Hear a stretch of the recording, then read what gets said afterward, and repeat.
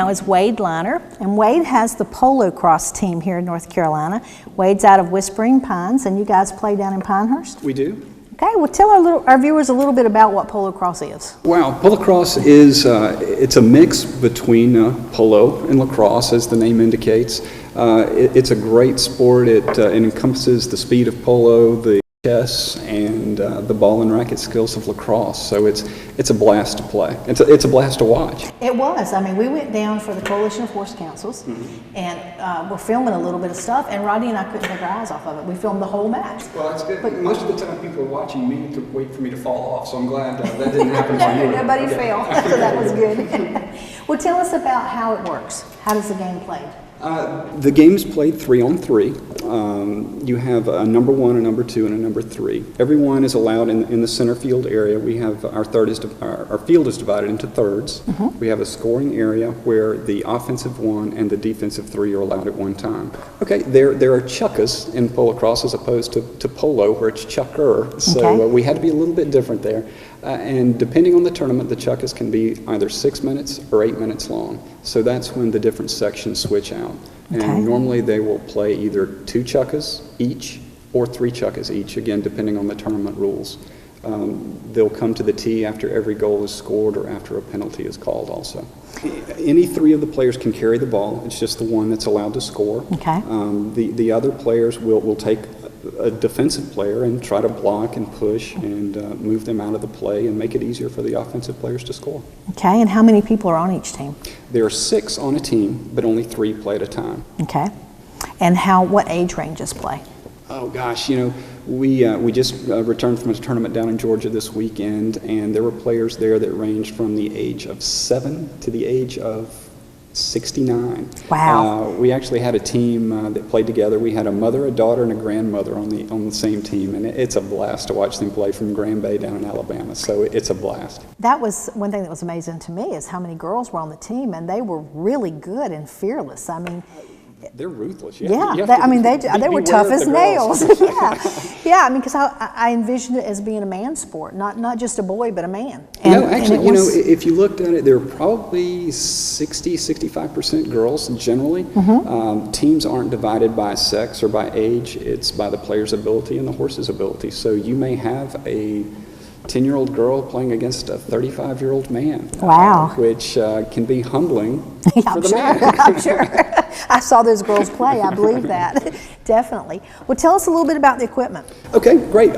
All the rackets are generally bamboo or cane as far as the shaft. The ball itself is a 4-inch diameter foam rubber ball, so it bounces, but it won't hurt if it hits you or the horse, which is, Polocrosse is all about safety, about primarily the horses and the riders. The rackets are about an 8-inch diameter circle. As you can see, some are cane or wood, and we have some that are plastic as well. It doesn't matter. The helmets are all approved, and they're required to be approved. The face mask is not required, but recommended. Right. Because there are a lot of flying rackets, and again, that's a safety issue. And I would guess that when you're riding along trying to scoop up the ball, you might pick up a pine cone or other things, that would get flung too. You can, and just like lacrosse, if you don't have the ball, you're trying to get it. Right. So you're swinging the rackets, and sometimes there are inadvertent swings, and they may catch you in the helmet or the face mask. That's true. So it's nice to have. I remember it seems like there were referees on the field. We have at least 2 referees at every match. Okay. And so they call like inbounds and out of bounds and those kind of things. And penalties and horse infractions, dangerous riding, dangerous racket work. We really are concerned about safety, not only for the horses but for the players as well. We do have required equipment for the horses. They're required to wear bell boots and wraps and breastplates. That's required equipment. You must have that to play Polocrosse because we are concerned about the horses.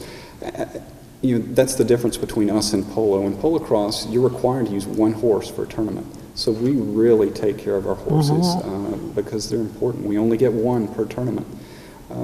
So it's, as the Australians say, the king of the 1-horse sport. Right, right. So it makes it interesting because anyone can compete in Polocrosse. You may have 1 or 2 horses and you can play and you can compete against someone who may have 5 or 6 horses.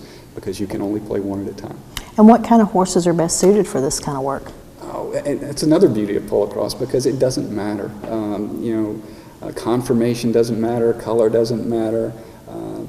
Breed doesn't matter? Breed doesn't matter. We have thoroughbreds, we have quarter horses, we have Australian stock horses. We have a little bit of everything. So it's a great mix. It's whatever you're comfortable with and whoever you want to bring to the field. And what kind of saddle do you use? We use an Australian stock saddle, which is really similar to a Western saddle, just without the horn. Right. For safety reasons again.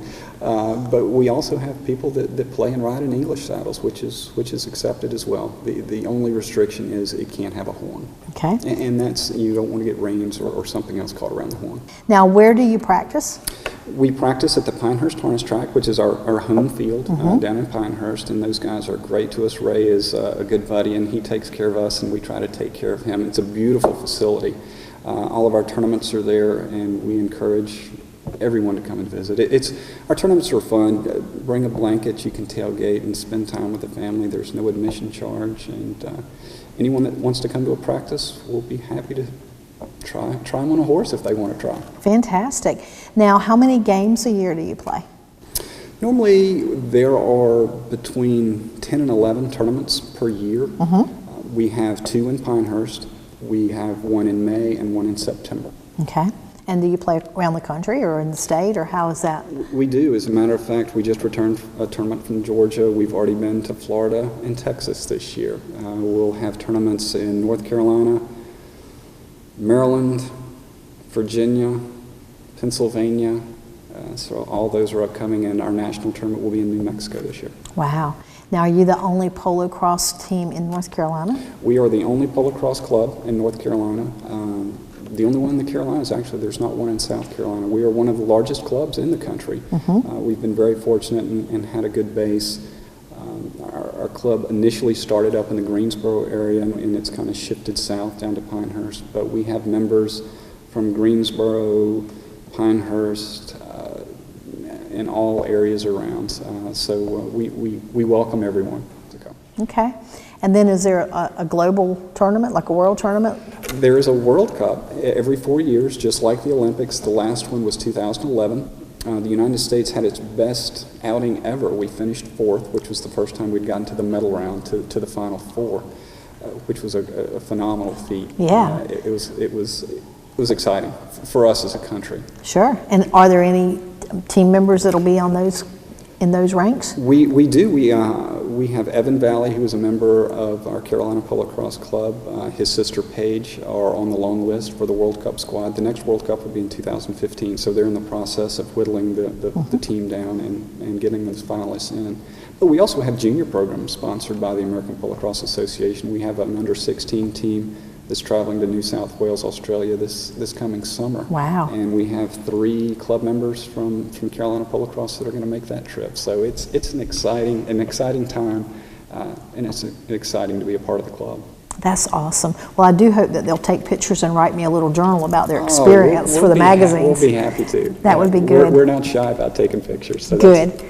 Good. Well, I wish them the best of luck. Well, I will be there as a coach, so I'm excited about making the trip myself. It's my first trip to Australia, and I think it's going to be a fantastic trip. Definitely. Now, how can people get in touch with you if they want to learn the sport or find out more about it? You can go actually to 2 websites. You can go to AmericanPolocrosseAssociation.org, and my email address is there, or you can go to CarolinaPolocrosse.com, and my email address is there, and I'll be happy to answer questions. My telephone number is there. Feel free to give me a call, and I'll answer any questions that anyone has. We welcome everyone. All right. Well, thank you for your time, Wade. I appreciate it. Oh, thank you, Rose. Carolina Hoop Beach will be right back. Very.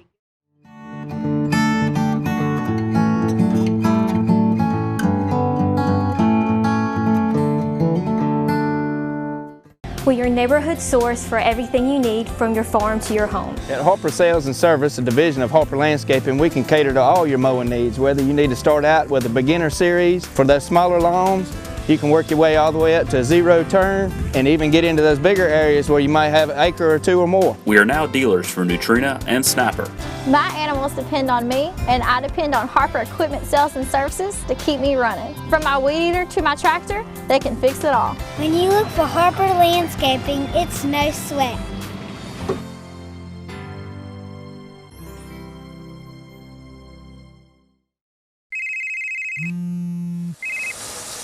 Thank you for calling Mill City Feed. This is Thomas. Oh, hi, Mr. Felder. How are you doing? Oh, you need some feed today? Oh, okay, yeah. Well, you know what? We're actually headed your way. Yeah, we can have you loaded and out of here and on your farm in 2 hours tops. Yes, sir. We don't want to just sell you feed. We want you to tell us what you want for your animals. We want to deliver quality to you in hours and not days. Your horse is an amazing animal with unique talents, power, and stamina, striving to please with every step. Give him the power to recover, the power to perform, and the power to excel. Soundness is about total health. Discover the difference today.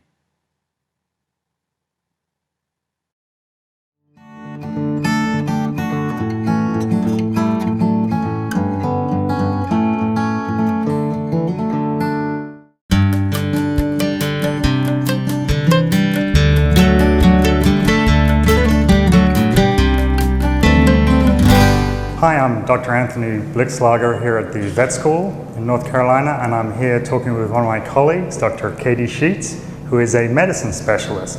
And in particular, we wanted to talk about encephalitis in horses.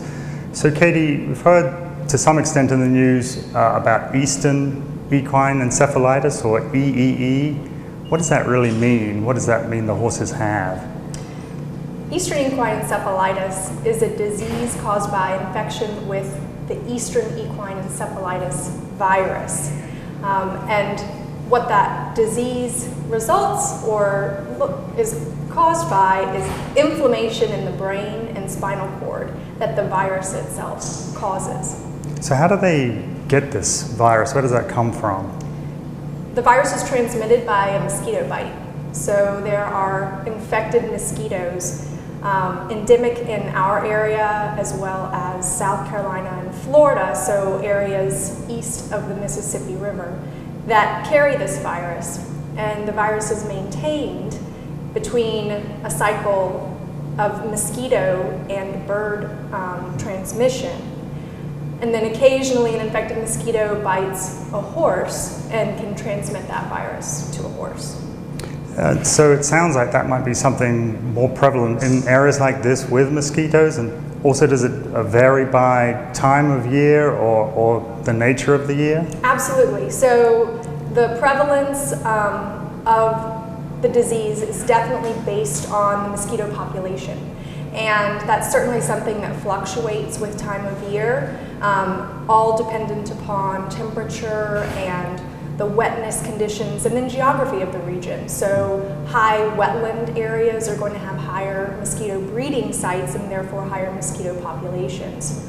So in our geographic area, the peak season for occurrence of Eastern equine encephalitis is summer into early fall, which coincides, of course, with peak mosquito activity and population size. Luckily, there's a vaccination against Eastern equine encephalitis virus that is extremely effective at preventing this disease in horses.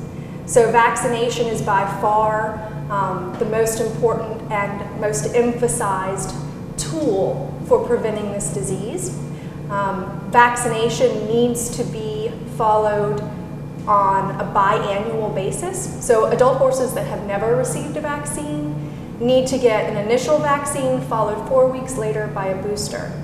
And then in our geographic region, it's recommended that they get biannual boosters after that. So one in late spring and then one again 6 months later. That's probably going to be early fall. This gives horses the most protection, the most immunity during the highest risk season. But horse owners can do other things. They can decrease mosquito populations around their farms by controlling standing water, help decrease their horses' exposure to mosquitoes by bringing them in from pasture during peak mosquito activity, so dusk, and also placing horses under fans. The moving air prevent mosquito landings, and then obviously also insect repellent products that we typically use for horses for both flies, biting flies, and mosquitoes. Okay. And there's some concern about the disease in people. Can they get it from horses, or what does it mean for people taking care of horses and for others that may be in the area? That's a really important point. Horses do not transmit disease to people, and people do not transmit disease to horses. People can get this disease. This virus can infect humans, but it also comes from the bite of an infected mosquito. The occurrence in people is extremely rare, but it's very emphasized because of the severity of signs and the high mortality rate in people as in horses. So it's very important for people to also follow these preventative measures to decrease their exposure to mosquitoes, especially during these peak season. And monitoring the disease in horses is very important from a public health perspective because it gives some indication of where the virus is most prevalent in the mosquito populations in the state. For this reason, the disease is reportable, and any disease that occurs in horses, it's required by law that it be reported to the state veterinarian. And just a final question, which parts of North Carolina are we seeing most disease in? So this season, there have been 7 reported cases of eastern equine encephalitis in North Carolina, and the counties that have seen disease so far have been Pender, Brunswick, and Cumberland counties. And this is very consistent with where we normally see reports of eastern equine encephalitis cases in horses, our southeastern counties. But it's still important to do preventative vaccination throughout the state because historically we have seen this disease distributed from east to west.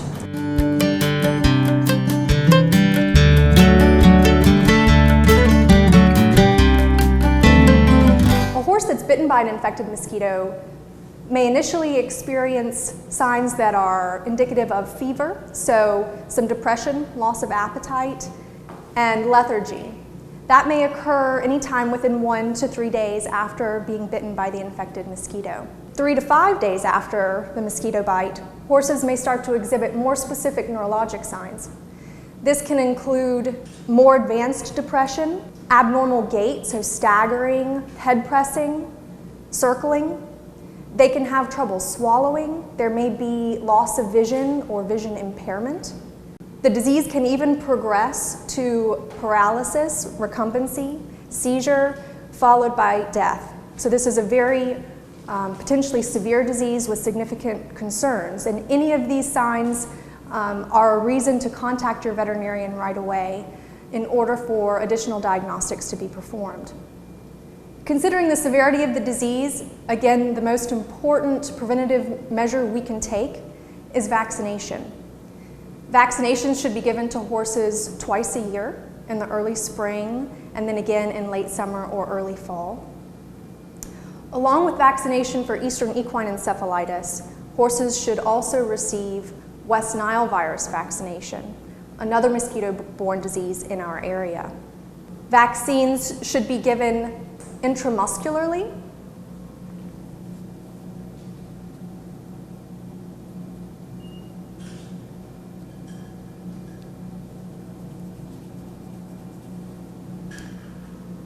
And again, should be given on the recommended regimen of twice annual boosters.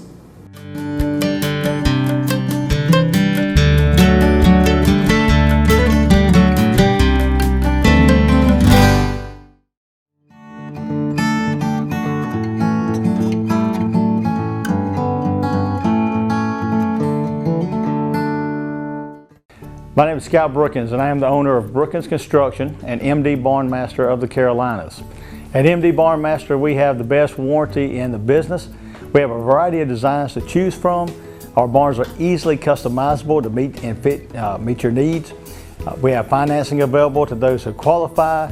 Our barns are fire resistant and they hold their value with little maintenance. Let us build your dream barn for you today.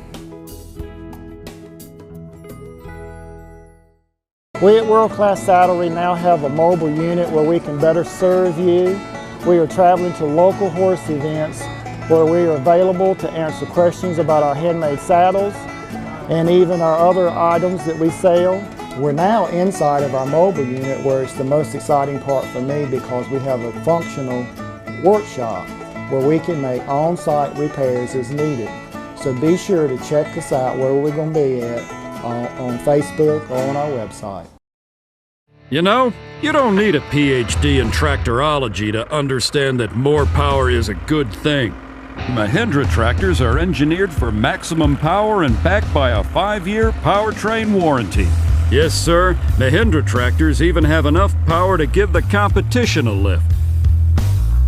Take a good look at the world's #1 selling tractor, Mahindra.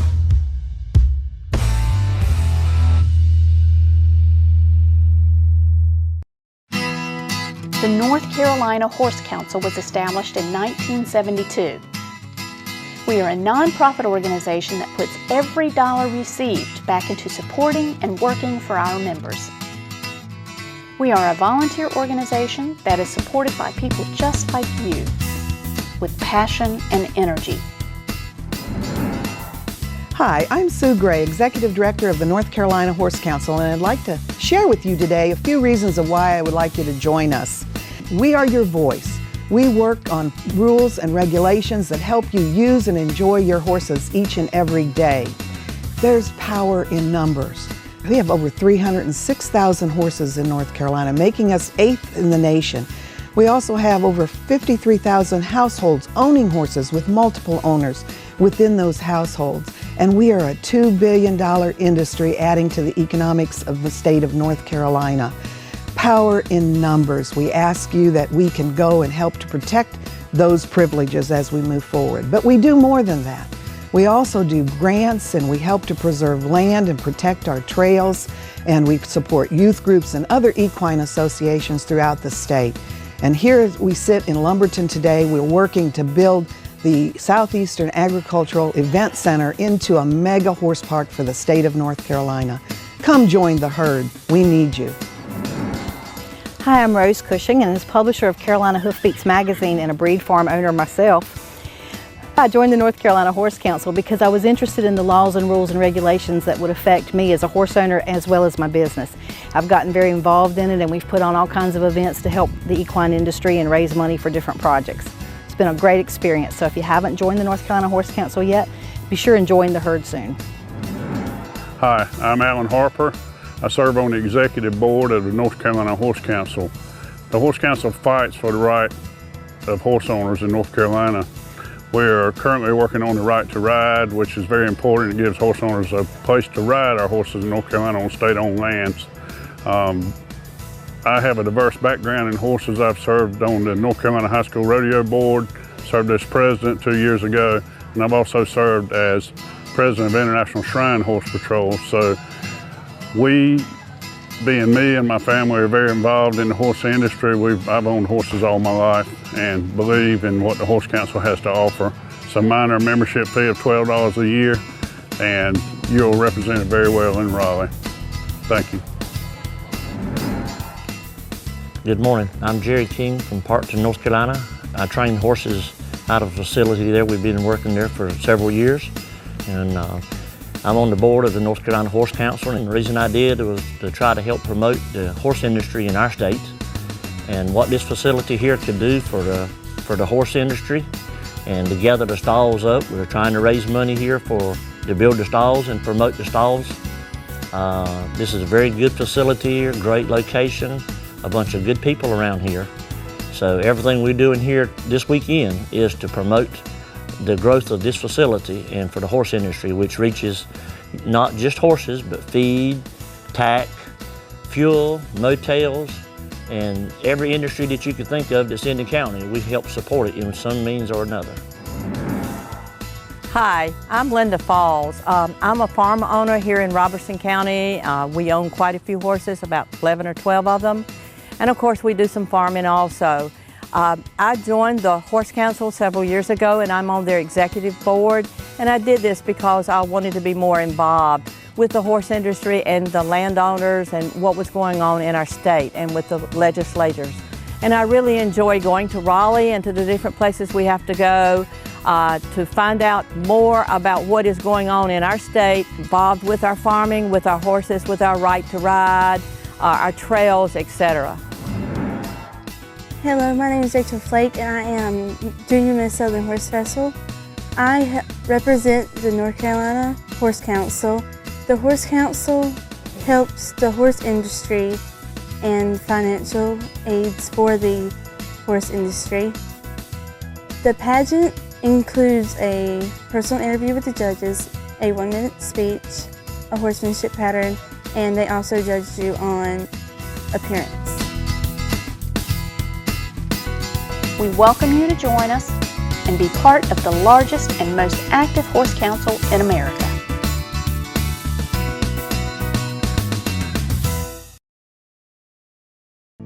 This episode of Carolina Hoofbeats TV was made possible in part by funding received from the North Carolina Horse Council, a North Carolina nonprofit corporation dedicated to representing and furthering the common interest of the entire equine industry in all 100 counties of North Carolina. And also by Southeast Equine Magazine, a free publication about the horse industry in the southern United States. And also by Carolina Hoofbeats Magazine, a free publication about the horse industry in North Carolina. Catch up on the latest issue at carolinahoofbeats.com.